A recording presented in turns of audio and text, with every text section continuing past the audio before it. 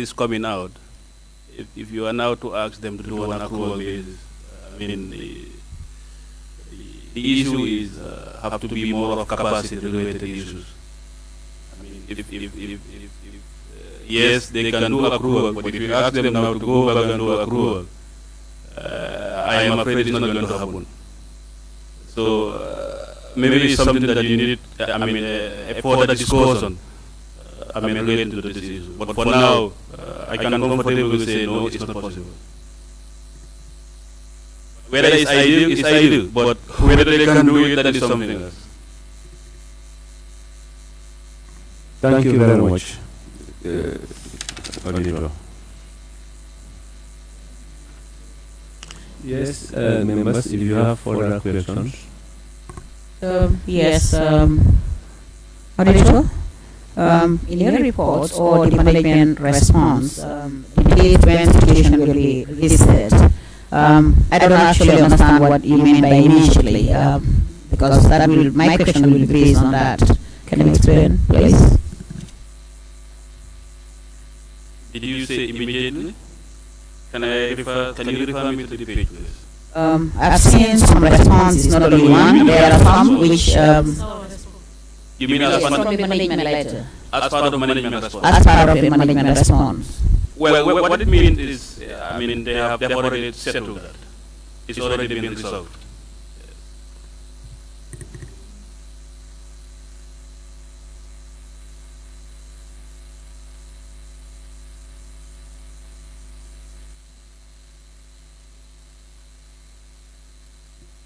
Yes, Honorable Chairman. Yes, Chairman. Hello. Hello. With the microphone.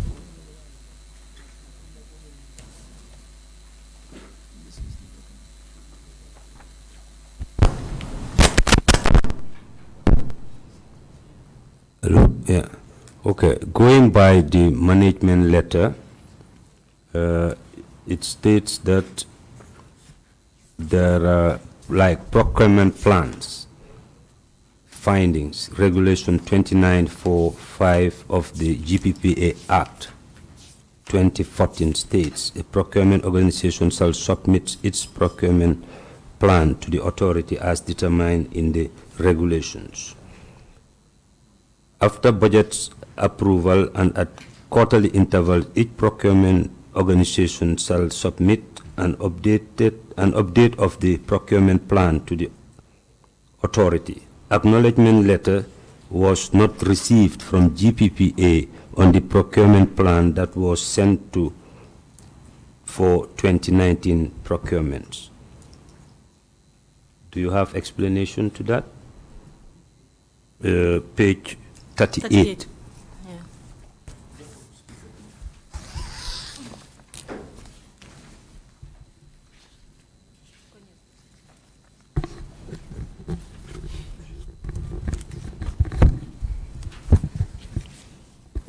Thank you so much, Honorable Member. I think this is one of the things that we need to improve on, but we'll also request that some of the things really are not within our means. Some of them are two-way. Some of the things we can correct, but some of the things will have to do with the institutions that we deal with. Now, for instance, the GPPA replying to us. More often than not, the GPPA will send you emails instead of replying. In fact, that was the mode of communication with them. Most of the time, they will tell you, you send an email. Sometimes they will reply through emails as well. So this is what has been happening. The problem we had was that the former procurement officer was using his personal email to communicate with them, to send some of the reports to them. In order to resolve that, we have now created official email addresses for the staff, so that in the event the procurement officer now leaves, that same email address will remain. What will change will just be the password, so that whosoever is succeeding her, will continue to use the same email address and will keep track of what has been happening in that box. Basically, that is it. The auditors had wanted to see letters, correspondences from the GPPA. Unfortunately, we could not provide those because they don't send us letters. They would rather send email addresses replying to the emails that were sent to them. Thank you. Honorable Cham. Again, on council meetings. The council meeting have not been, it wasn't in the year under review, that is the 2019. Yes, I expect you to improve on that, I think. But the council meetings have not met the required number. As the DG, I realize there are most of the things that you've inherited. I hope you didn't inherit this one also. It's the chairman who is new in his capacity as chairman, but I've been there for some time.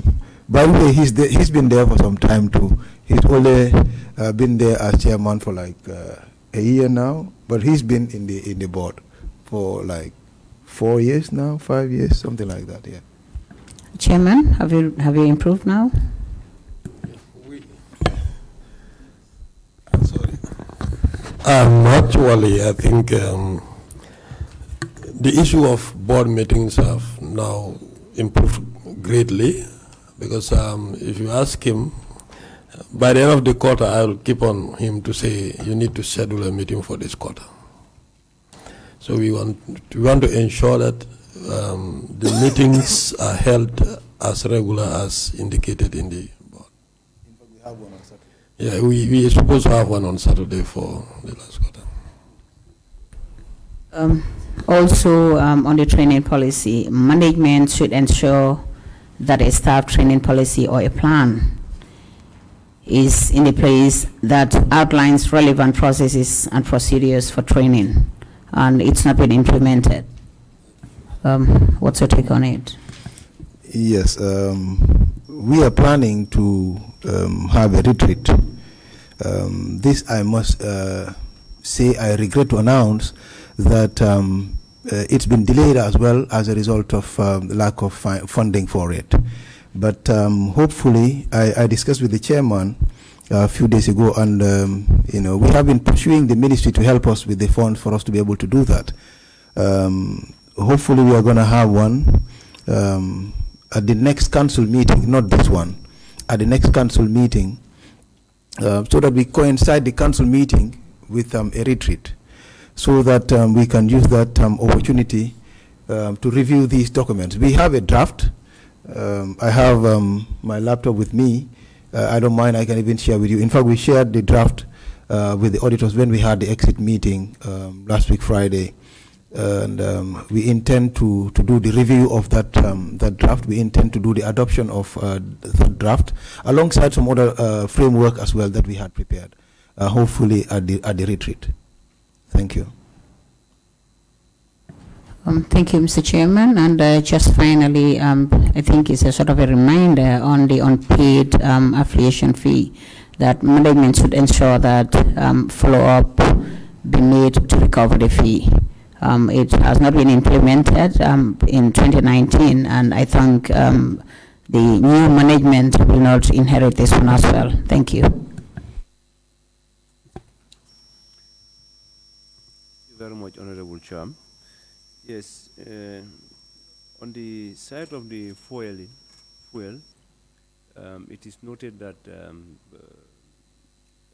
the serial numbers of the fuel coupons are not registered, and when you issue it also, you don't record it well. So I don't know whether you regularize that so far. The serial numbers of fuel coupons were not recorded in the fuel register. Amount purchased, issued, made and balanced after issuing were not included in the fuel register. So I don't know how far are you going with that, whether it is regularized or not. We are buying our fuel coupons from GNPC. As at that year, 2019, GPPC, the fuel coupons that they normally give will not have serial numbers. They are without serial numbers. But I think to our letter to them or our queries, Now they started giving us coupons that have serial numbers, and we started entering those serial numbers in our fuel ledger. As a result of this query, we took up the matter with them. And, but then the coupons were not coming in a book form. They don't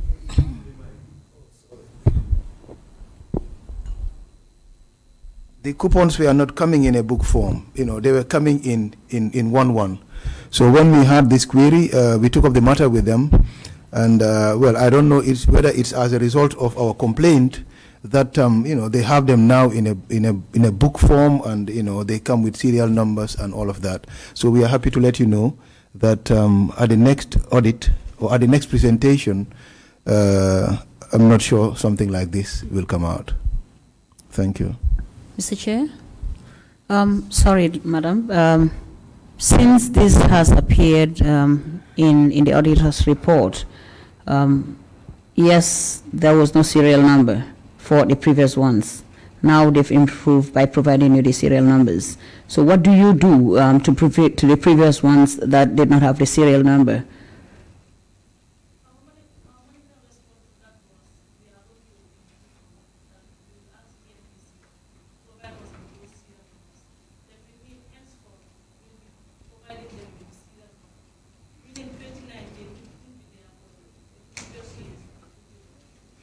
Yes, we expect you to improve on that. But then remember, these are public funds, and it's like, for example, a money cannot be stolen by, for example, may God forbid, a staff. I'm sorry for mentioning that. And then the staff went away for some time, and then I'm just giving an example that when the same staff came to your office and you happen to employ the same staff to do the malpractice that he or she did in order to steal that money. So what do you expect from that person? It means he's going to steal more of what he's told before, isn't it? So I'm taking this as an example, and I think this is a similar issue that I'm raising in terms of this recovery of the serial numbers. Maybe the auditor, can you explain? Yes, I know there's a response, but does that, I know it has affected your work, of course, or the serial number. What was the response that they managed to do the balance of the account then? Because there was no serial number as well. Well, Honorable, it may not affect the accounts as such. However, the issue that we have is reconciling on what they procured, the controls around fuel. So our problem was, the control around fuel. However, this issue is currently being reviewed with the 2020, 2021 accounts, and hopefully we will resolve it together.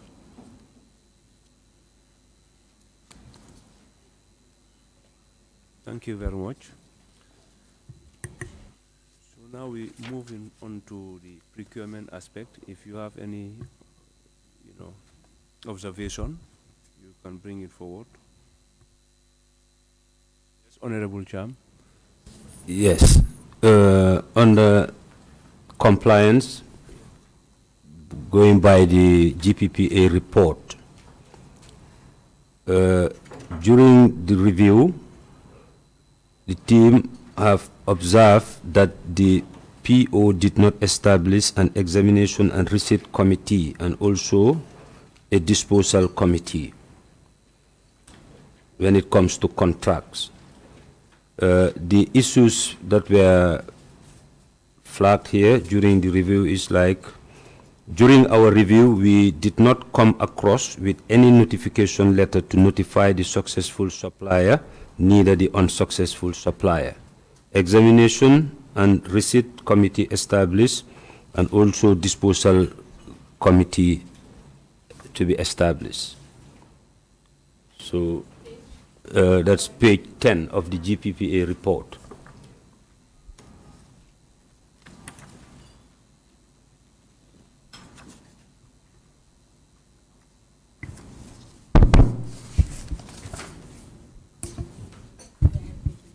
Good morning. The issue raised is noted. However, it is worthy to know that during the year under the review, the NSC had no contract with a supplier. The only transaction was single source and RFQ, which is request for quotation and single source transactions. Sorry, yesterday did you do the affirmation? Yeah, I did. You are from the GPPA. Okay, so in case you want to do any response, you need to do the affirmation, please. Okay? Yes, thank you. It is important that she take the affirmation. Can you take the affirmation first before you respond, please? Thank you.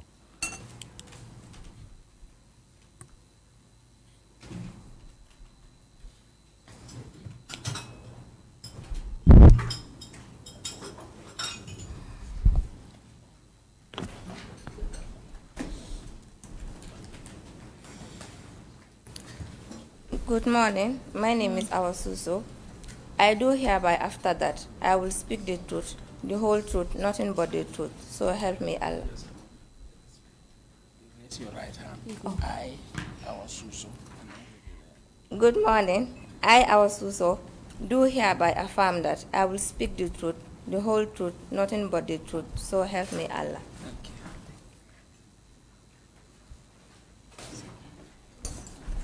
Thank you very much. Yes, Honorable Cham, you were responding. I mean, these committees are required by the Act and the regulation, so they should be. These committees need to be established in all organizations. Okay. Yeah, that is true. But please be informed that we have already set a committee since 2020 for that, the Receive and Examination Committee, headed by a chairman. Thank you very much. So, on the area of because Sports Council, because I saw the activity report, which you highlighted some of the achievements that some of our athletes or sportsmen happen to lead. So, and also you highlighted some of the challenges that you have, that is the office, and also the structures in place. So what are you doing so far now to at least upgrade or uplift some of these facilities? Though I know you have a parent body, but today the sports when we talk about sports, we're talking about facility. Each sporting discipline needs a facility. Sometimes we do see one court. They can use different. They can use it for different purposes. So what are we doing now to at least upgrade that? Because by doing that, we are going to, because Sports Council is not here only for one sporting discipline. So, and if you can also help us to know how many sporting disciplines are you engaged in, and how far are you going with them in terms of supporting them? Thank you. Thank you, Honorable Chair. That is a good question, like every other question before. Indeed, when we reported yesterday, we were talking about things that happened in the year 2019 and the constraints that we were beset by in the year 2019. But then and now is about 2 years, and a lot of things have happened in between. Given the situation of the sport infrastructure at the time, a lot of consultation ensued, a lot of actions were taken at the level of the National Sport Council, at the level of the Ministry of Youth and Sport. These consultations and meetings resulted in the idea to construct mini stadia in some identified places in the country. Of course, the first phases of those will have to do with dressing rooms and the football pitches, but not only the football pitches and the dressing rooms. The idea is to have them as multi-purpose mini stadia. There will be multi-purpose lawns as well. Lawns, of course, can be used by a couple of sport associations. If you have a lawn, all you need to put on it is a tatami, and you can do your judo. All you need to do is put your tatami, and you do your karate or whatever. You can use the same lawn to play your handball. You can use probably not handball, because the handball court will be slightly bigger than that. But you can use the same hall to do your basketball, your volleyball, your judo, your karate, and the list goes on and on and on and on. So that is one of the things that we are trying to do. But in addition to that, we have also gotten to a point that we are about awarding contract to some contractors who will construct for us what we call a multi-purpose indoor sport facility. Some of us who've been in sport for some time will remember the TV&MEDIA wrestling arena within the Independence Stadium right behind. It's not been used for wrestling for some time now because it has become a bit small, given the size of wrestling now in this country. We have decided that we will kind of redesign it, increase the capacity and remodel it so that it will be transformed into a multi-purpose indoor sport facility. We have already gotten the designs and all of that. We've been working with some contractors, and they have supplied designs. They've already done presentation and all of that. We are now reviewing their final submissions, after which we will work with the GPA to ensure that the right documentation is done and eventually the contracts awarded. That is for a multi-purpose indoor sport facility. And like the name implies, multi-purpose indoor sport facility, it will be meant for multi-sport. Thank you.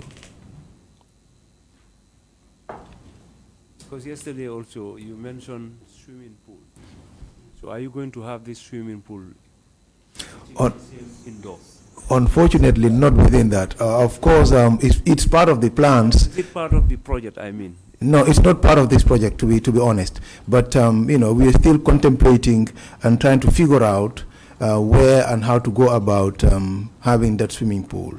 Already, we are looking at the possibility. There is a swimming pool at the Independence Stadium. We are looking at whether we could improve on that, make it an Olympic standard swimming pool, or otherwise, dig another one somewhere else. These are some of the things that we are thinking about at the moment.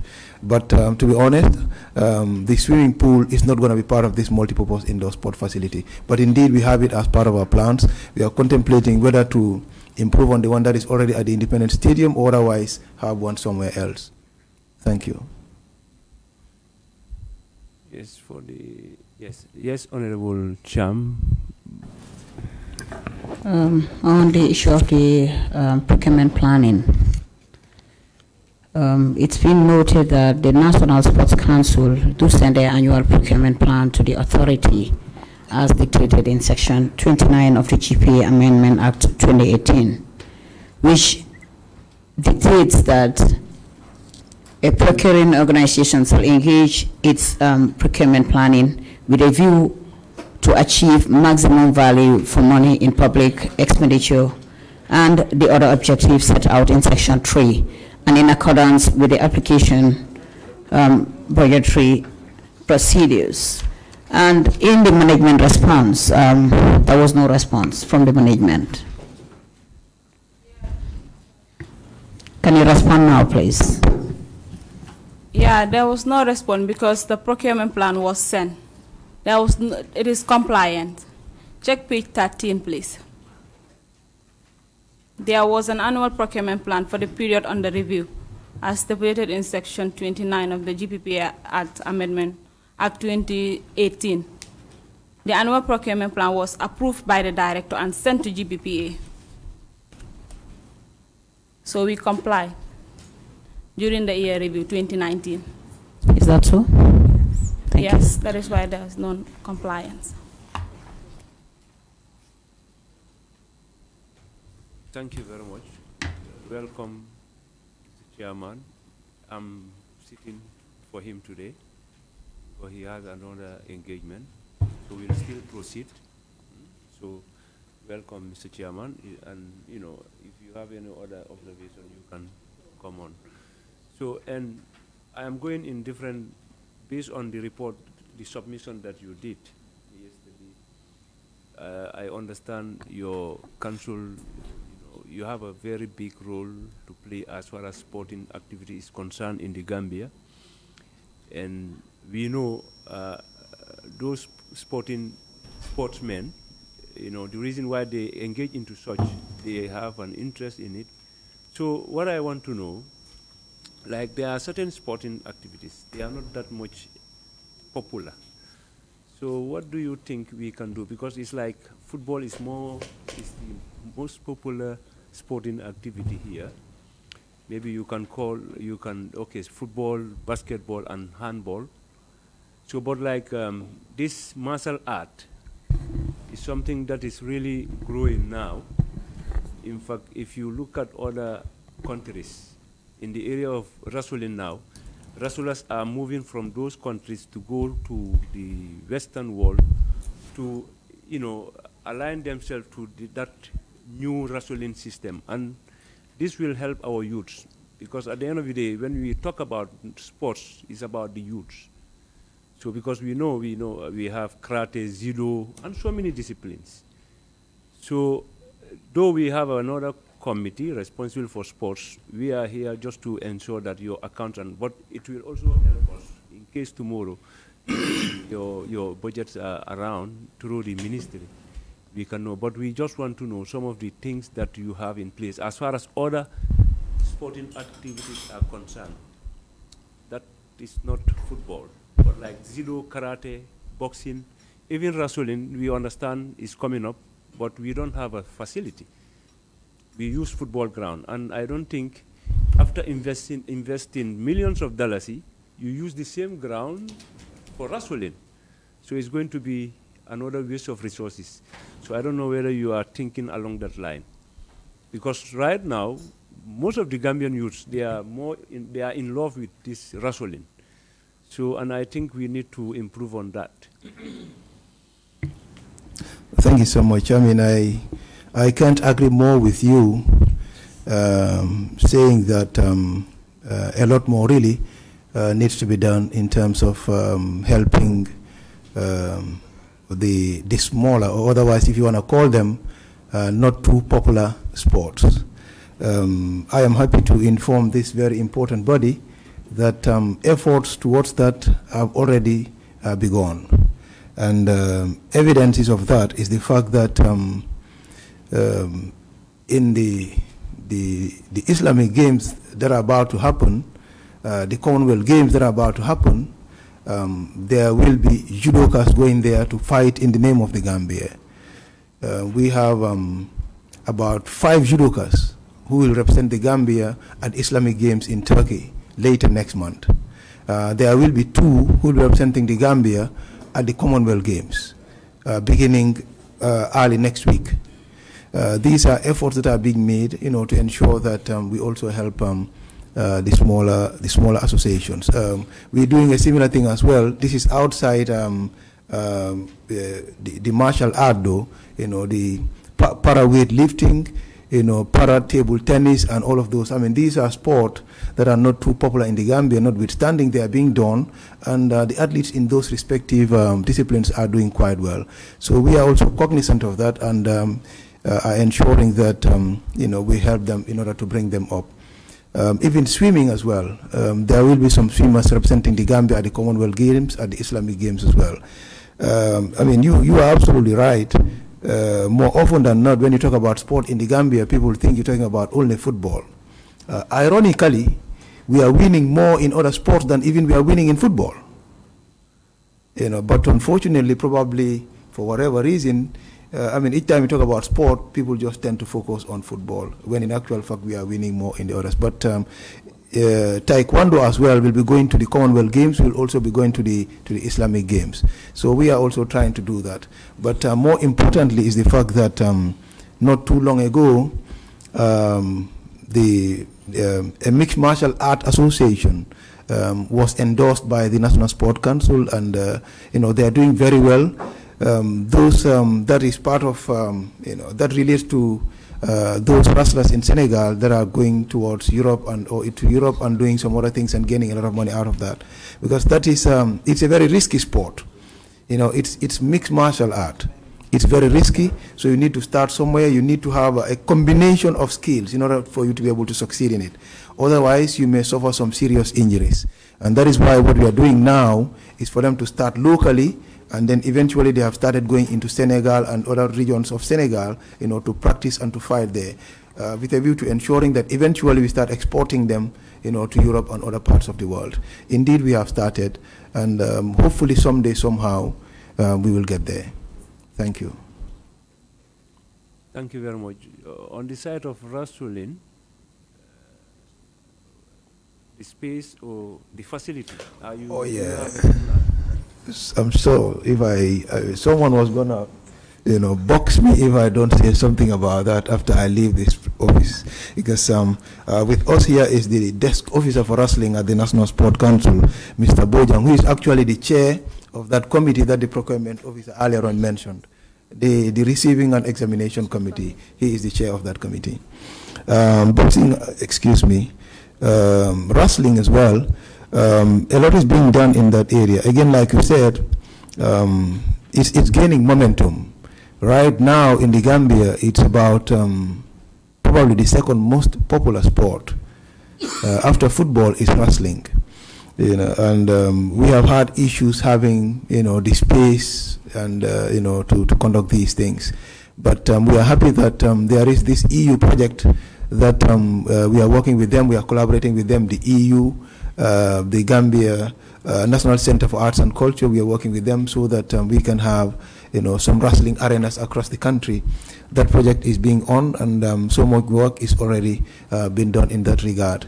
The constraint that we had at some point was having the documentation in terms of ownership, right? Yeah, in terms of ownership. But we've been working around that. KM, surprisingly, was one of those areas that we had that problem, the transfer of ownership, because I'm sure by now members would have known that with the EU and some of these international organizations, you have to have the ownership transferred, to the people, before even they spend their money to construct anything there. So that has been an issue, but we are happy that, we are making some gains in that area. So hopefully, like 2023, probably we'll be having wrestling in the wrestling arenas instead of at the Independence Stadium or at the Serekunda West Mini Stadium, God willing. Okay, thank you very much for that. Also another one. Okay, Honorable Sham. Okay, another one. Is still about sports. We understand there are a lot of football parks that are on renovations. So, and I understand there are certain Nawetan parks. They are currently playing qualifier rounds. You understand what I mean? So I don't know whether they will still use those facilities, and how far are you with those sporting facilities? Like example, Serekunda is Brikama, Gunjur, I understand. So I don't know how far are you, because right now most of the teams, they are playing their qualifier rounds at these local fields, and I don't think that's fair to them. And I understand the resources required from them, for them to pay to be part of that, is a little bit high compared to the, the standard.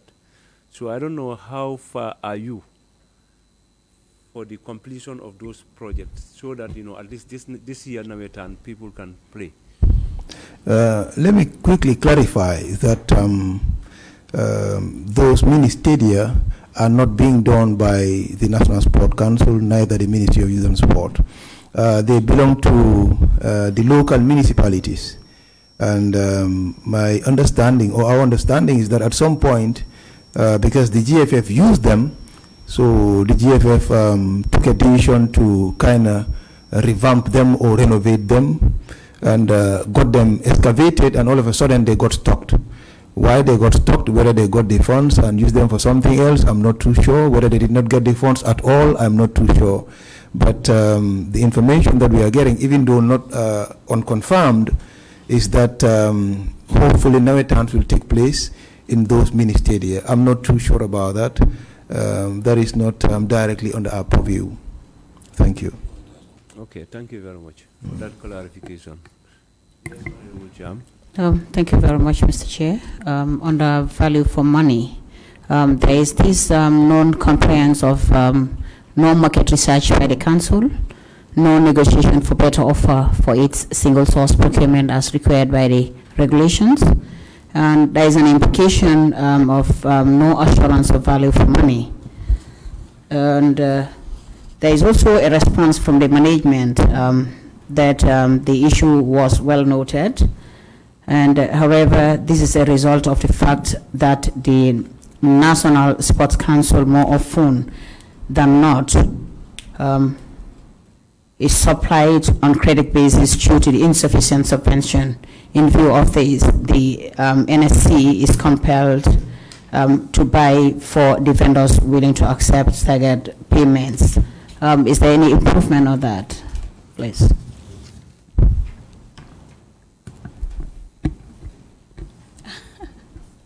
Yeah, 2019. I believe so.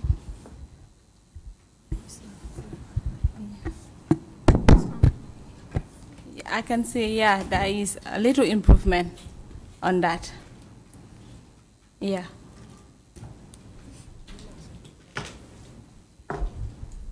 What's your evidence, or how sure are you that there's little improvement? Maybe in 2020 review, in the 2020 report. Okay, thank you, Mr. Chair. Honorable Davo, do you have? Thank you very much, Honorable Chair. The question that I want to ask is a follow-up to the question that was posed by Honorable Jame regarding sports infrastructure. Now you were trying to say those mini stadia are owned by the local municipalities or council. But I want to put this to you, whether the National Sport Council or the ministry has any policy document regarding ownership and management of these local mini stadia that you talk of. That's the follow-up. That's the question. Then the follow-up question will come. I'm not aware of any policy with regard to the ownership of the mini stadia that are being owned by the municipalities. If there is any, I am not aware. Then how do you resolve in the event you are confronted with dispute regarding ownership and management of this local stadia? Well, what happens is, for instance, if there is a dispute with regard to the ownership of a particular football field or mini stadia, of course, it is established that some of the known mini stadia are owned by by the municipalities. Like, let's say, for instance, Serekunda East, Serekunda West. It is clear to us that they are owned by KMC. You know, so if there is any dispute, I wonder how there could be a dispute in terms of ownership with regard to those. I'm not sure there can be any instance where there will be some kind of dispute in terms of ownership, because it is very clear to everybody who is in sport. For instance, the ownership Serekunda West, the ownership of Serekunda East. At one point, I was privileged to be part of the committee that was that conducted a site visit, and we went to Manjai. Of course, we came across the situation of that dispute surrounding the ownership of Manjai mini stadia. So if there is no policy document as you are talking of, I think it will be important you put that at the back of your mind, something that the ministry should act on. Let there be a policy document that should be guiding not only the greater Banjul area, nationally, that every community should have the ministry, and how that's supposed to be owned and managed should be clearly spelled out. If there were no dispute on your desk before, we came across one in Manjai, and I want to believe elsewhere may be looming as well. So let's work on it. We are scared. Yes, Honorable. Thank you very much, Honorable Dabo. Yes? Yes, there is already one, and then I'm a bit confused about the spirit in which the National Sports Council was established. We have seen the Minister of Sports. He was going around in our communities promising the people of Bundung, London, and Bakote regarding the Mboyo field. You know the Mboyo field? It doesn't have a document. We fought, me and my colleague, to ensure that the ownership of that land is given to the council so that the youths of those communities can have the benefit, because there was a time they were working with the FIFA Goal Project. They wanted to construct it. You are right. These investors, they won't spend their money in a land that has no ownership. It must belong to the community. But still, like he said, what is your role as a council, the sports council, and what connects you with the grassroots, the local community? Because we have seen the establishment of so many youth councils, like the Youth Council, NYSS. We were councillors before, but we have never seen your presence in our communities. And we do know that there are a group of youths benefiting. As per how we understand it, we do conceive it in a different way. In our communities, we know there are a particular set of people who knows about your existence, and those are the ones that are benefiting in terms of capacity building, training workshops, to name a few. So I would like to know what is your role and how connected are you to our communities, to the grassroots? Thank you. There are a lot of things that I would like to say, but maybe here is not a plenary. And given the conditions of the sporting facilities that we have in our schools, for example, the community of Serakunda, even Bundung, there are no standard football fields, and we are seeing private individuals now investing in these 6-a-side football fields, well organized. If a private individual can do that, what of a sports council or the ministry? These are issues that needs to be addressed. Thank you. Thank you so much, Honorable Member. You may wish to know that the Sport Council is such that in every region, I said it earlier on, in every region there is what we call a regional sport committee. This trickles down to the village. At the level of the region, the same thing. At the level of the district, there is a district sport committee, and then it goes down to the village. From the village going up, from the village, let's say, to the district, the members of the district sport committees are those who come at the regional level to elect the members of the regional sport committee. So these sport committees start from the region down to the village, or even to the ward, or if you want to call it, right from the ward or from the village to the regional level. So this is how connected, or this is how the sport council is spread across the country. But most of the time, some of the things that even affect those people, they are not involved in them. We have issues like that. You know, I mean, it's a problem for us. It is difficult for us because we feel that these are the people who are responsible for sport, who are responsible for sport in the regions, in the districts, in the villages, in the wards. But more often than not, they are not too involved in some of the things that relate to sport. All of this, I must say, you know, is as a result of the way some people think sometimes. You know, the issue of favoritism here and there, the issue of power struggle sometimes. All of these things come to play. But this is the sport structure that we have across the country.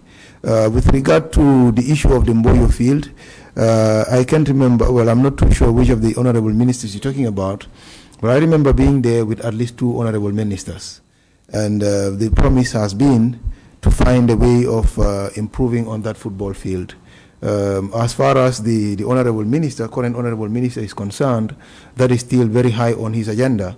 I cannot promise you here when that field will be renovated, but I can tell you for free that the issue of the Mboyo field is very much high on his agenda.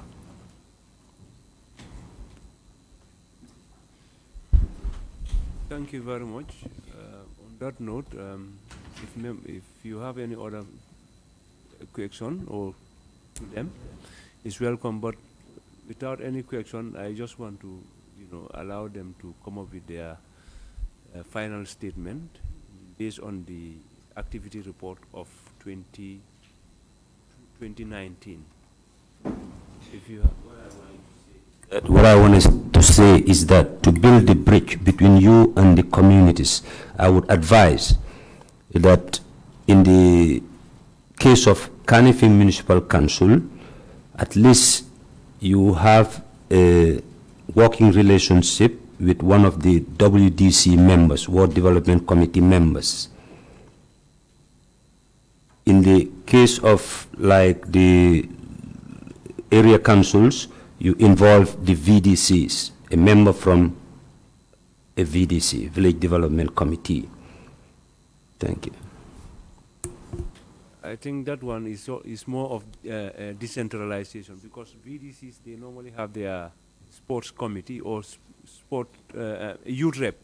Normally the youth rep represent, most of those things. So I think it's a good observation. So on that note, Honorable Cham, you want to say something? Yes, last question on contract management. There was this finding that there was no inspection and acceptance established as part of the contract procedure, and also no supply performance reviews carried out to inform future improvement of supplies on completion. And the management response was noted, action will be taken. Yes, I know this is the year under review. With the new management, is there any action now? Or have you improved?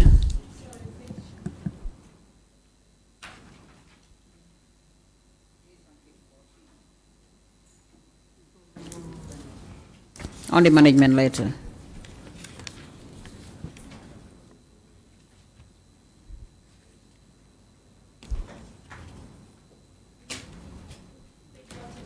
Yes, page 14 on the management later.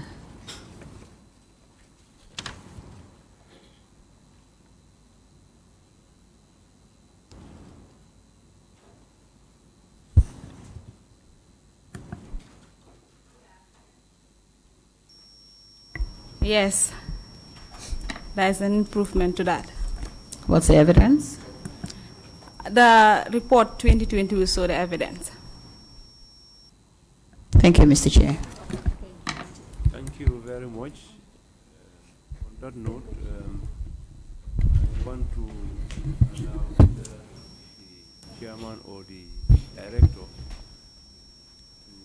make a short and brief final statement before the consideration and the adoption of your 2019 activity and financial report. Thank you. Yeah, thank you very much, Mr. Chairman. I want to use this opportunity to thank the members of the FPAC for giving us the opportunity to come here and share our financial and activity report with them. I think during the presentation as well as today's discussion, we have learned a lot of lessons, and I think this is how we can develop the sports in the Gambia. Since we took over, we have also tried to ensure that whatever we do is in line with the policies. This is why I'm very glad when the honorable member, the chairman of the FPAC, said we need a policy on the management of the sporting facilities across the country, because it is only through policies that would guide operations of people, and you can always have reference points to whatever you are doing. And I want to also seize the opportunity to thank the honorable members for candidly seeking clearance from us regarding our reports, as well as guiding us to what we do next. I think this will go a long way to guide us in our operations. My staff, and as well as the council members, would all benefit from what we gain here today, because luckily for us, on Saturday we'll have a council meeting, and this report would be further shared with them, and we would share with them whatever we get here, because so whatever decisions we take would be in line with our policies.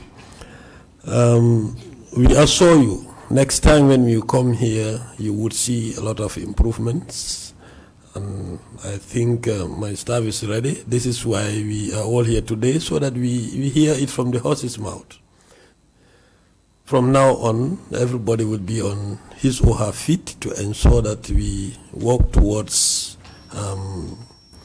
attaining all what is expected of us in terms of these reports.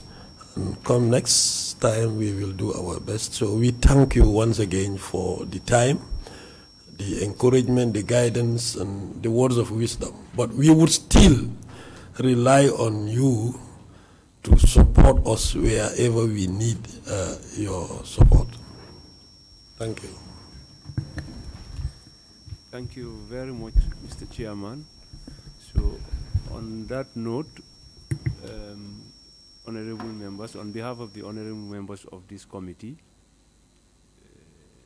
Chairman, Director of National Sports Council, our subject matter specialists, external auditors, GPPA, Auditor General, clerks, we want to thank you for coming and responding to our question and making some clarification.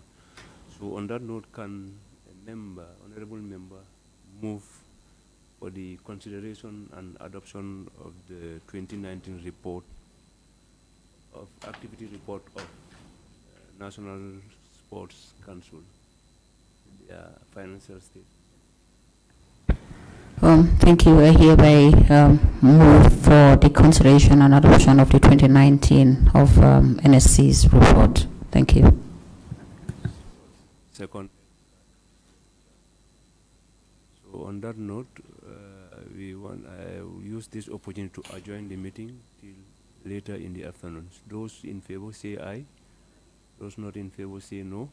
The ayes have it. Thank you very much. So you are released.